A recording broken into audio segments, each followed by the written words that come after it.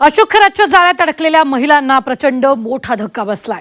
अशोक खरातच्या केबिनमधले अनेक video social मीडियावर viral झालेत आणि त्यामुळे आणखीन व्हिडिओ व्हायरल होण्याच्या भीतीनं महिला नैराश्यात गेल्याची माहिती आहे। या महिलांनी यावेळी मानसोपचार तज्ञांची भेट घेतल्याची सुद्धा माहिती सूत्रांनी दिली आहे। पाहूयात काय घडतंय।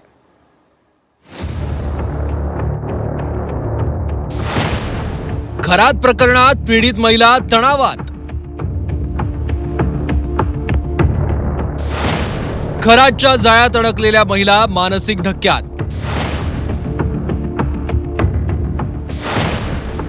8 ते 9 पीडितांनी घेतली मानसोपचार तज्ञांची भेट। बोंदू खरातकडून शोषण झालेल्या पीडित महिला प्रचंड मानसिक धक्क्यात असल्याची माहिती आहे। यातील 8 ते 9 पीडित महिलांनी मानसोपचार तज्ञांची भेट घेतल्याची माहिती सूत्रांनी दिली आहे। गेल्या काही दिवसांपासून तणावपूर्ण घटनाक्रम आणि सोशल मीडियावर व्हिडिओ व्हायरल होण्याच्या भीतीनं बळी ठरलेल्या पीडितांना आता आपल्या घरातच राहावं लागतंय। त्यामुळे नैराश्य आणि मानसिक त्रासाचा सामना त्यांना करावा लागतोय। खरातच्या जाळ्यात अडकलेल्या महिला प्रचंड तणावात। पीडित महिलांना त्यांचे व्हिडिओ व्हायरल होण्याची भीती। त्यामुळे मानसिकरित्या त्रस्त असणाऱ्या पीडित महिला मानसोपचार तज्ञांच्या संपर्कात। SIT कडून पीडित महिलांची अज्ञातस्थळी चौकशीची माहिती। या प्रकरणात कुटुंबानं पीडित महिलांना समजून घेणं आणि त्यांना धीर देणं देखील महत्त्वाचं आहे। पीडित महिलांनी मन मोकळं करून बोललं पाहिजे असं मत मानसोपचार तज्ञांनी व्यक्त केलं।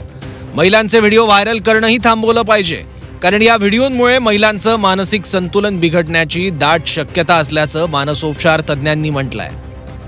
दुर्दैवाने मला असं वाटतं यामध्ये सर्वांनी खूप भान बाळगणं गरजेचं आहे सामाजिक स्तरावर, की या महिला पीडित आहेत आणि त्यांचं शोषण झालेलं आहे। त्यामुळे ह्या व्हिडिओंबद्दल बोलताना, ह्या फोटोंबद्दल बोलताना एक सामाजिक भान बाळगून बोललं गेलं पाहिजे, हे समाजाने बघितलं पाहिजे। स्वतः त्या स्त्रीच्या घरच्यांकडून एक मोठ्या सपोर्टची, आधाराची या ठिकाणी गरज आहे। या प्रकरणात महिलांचं समुपदेशन करण्याची तयारी अन्नीसनं दाखवली आहे।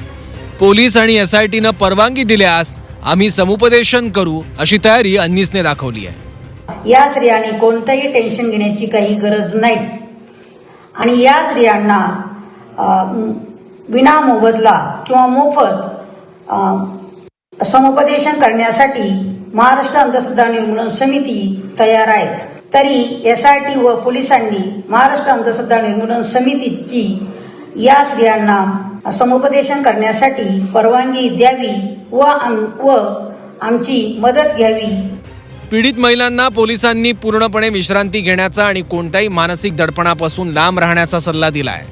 तसंच या प्रकरणाचा कोणताही विचार करू नये असा सल्ला पीडित महिलांना देण्यात आला। मात्र खरात प्रकरणाचा पीडित महिलांना चांगलाच धक्का बसल्याचं दिसतंय। सागर गायकवाड, झी 24 तास, नाशिक।